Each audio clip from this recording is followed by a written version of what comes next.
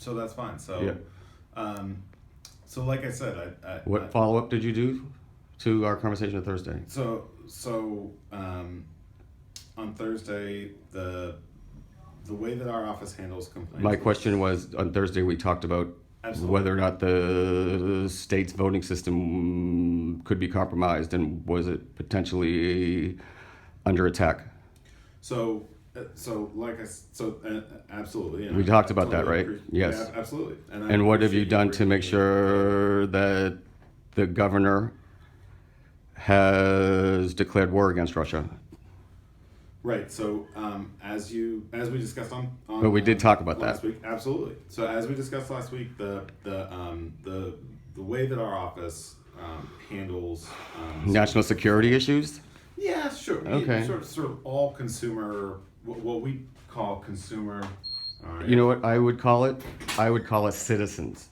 Absolutely. All sure. All. I'm not a all product, sort I'm of a citizen. Absolutely. All. I mean, just a sort of term in the office that we You know what? we call complaints, like sort of citizen complaints, if you will. Sort That of wasn't, all- but I don't think alerting the Attorney General to the fact that our infrastructure isn't safe and is under threat from a foreign government is any way, what did you call it? A complaint.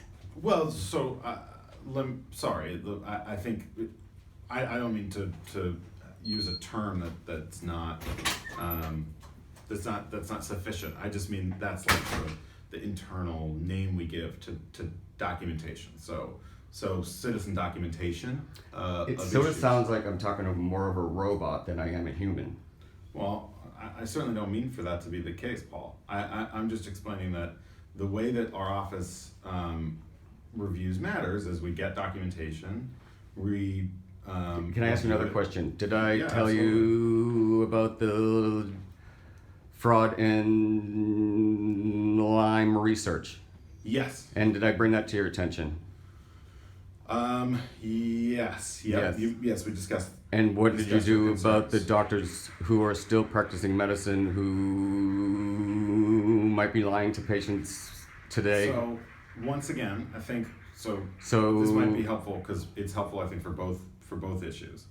So the way that our office works is generally people file with us issues that they believe to be a public concern. So they send us documentation.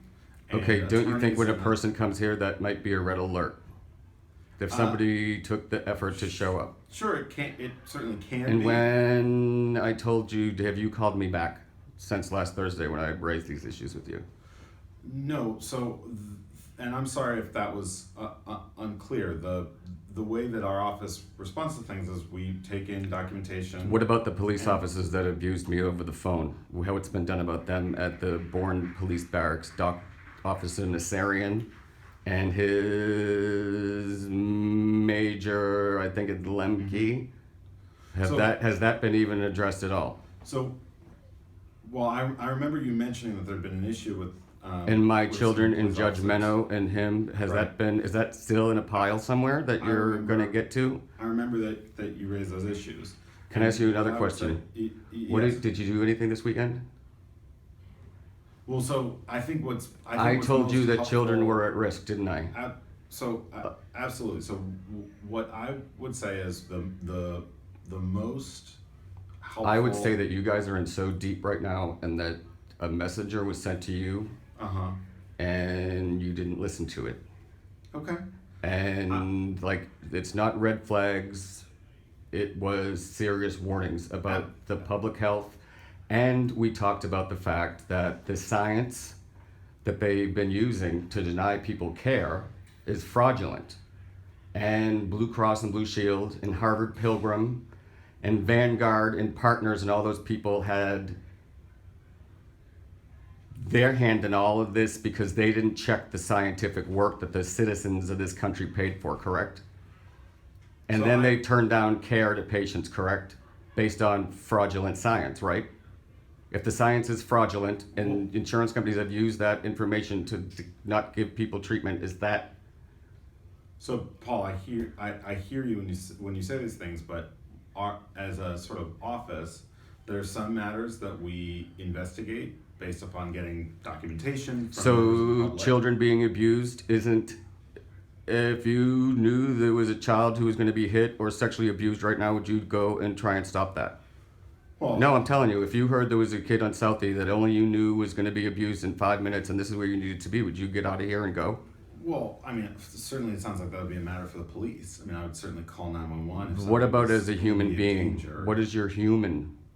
What is your human? But again, Paul, I think what I would say is that, sorry, as I was going to say, I think that there are some things that we investigate and review as an office, and then there are some things that, you know, because of the sort of way that government offices and agencies are structured, are handled by other agencies and departments. So, but the best way for us to proceed as an office is to receive documentation so that we can do investigations, so that we can... Well, no one's been to my in-laws' house at 64 Foster Avenue or their home in Naples to investigate whether or not they hit my children.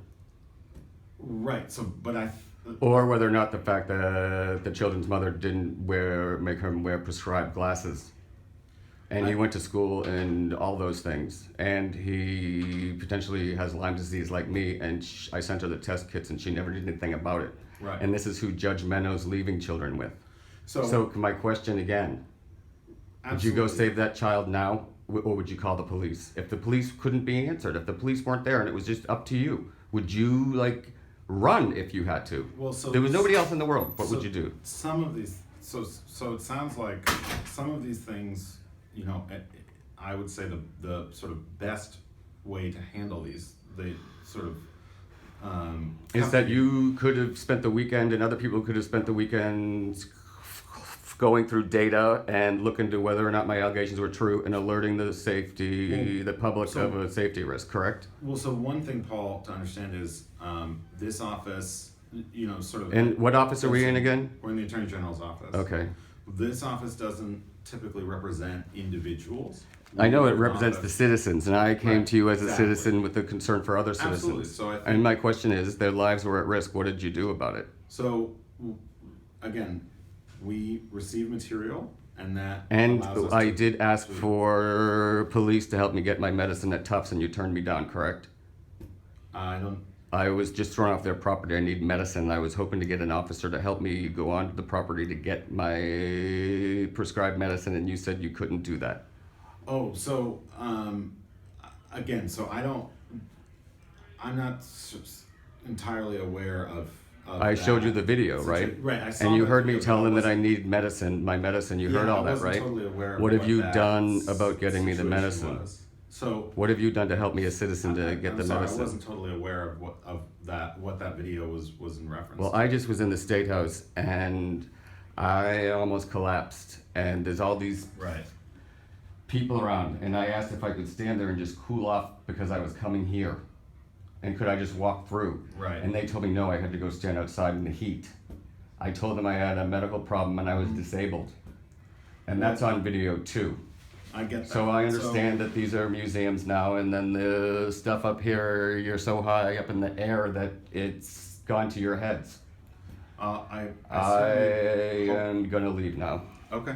Well, I certainly hope Thank that you. that's not the